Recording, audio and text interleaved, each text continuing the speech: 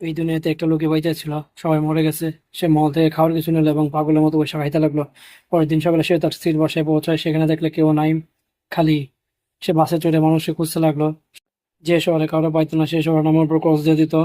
সে বাসের উপর হর্ন লাগে, মানুষকে জিজ্ঞেস করতে, কেউ বেঁচে থাকলে জবাব দাও। আপনি যদি এর মতো একা দুনিয়াতে বেঁচে থাকতেন তবে কি করতেন?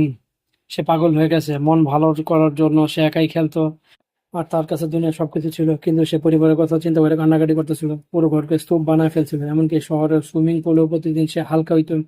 এই মহিলাকে দেখে পৈশাচিকভাবে সে ঠান্ডা হয়। সে শহরে ঘুরতে গেল, সেখানে একটি মেয়ের কাপড় দেখতে পেল, যেটা শুকানোর জন্য রয়েছেন। সে বুঝতে পারে এখানে কেউ বাইচে আছেন। তখনই তাকে পিছন থেকে কেউ পাথর দিয়ে মাইরা আঘাত করে বেহুশ করে ফেললেন। যখন তার জ্ঞান ফিরল, তখন সে মেয়েটিকে দেখতে পারলো। দেখে আবার বেহুশ হয়ে পড়ল। তখন মেয়েটি থেকে হাওয়া দিয়ে সাহায্য করলো। পুরোপুরি জ্ঞান ফেরার পর সে মেয়েটির থেকে ভয় পালাইতেছিল। তখন মেয়েটি তার উপরে বন্দুক তাক করলো এবং ছেলেটি বলতে লাগলো, কেবল আমরা দুজনে এই দুনিয়াতে বেঁচে আছি, আমাকে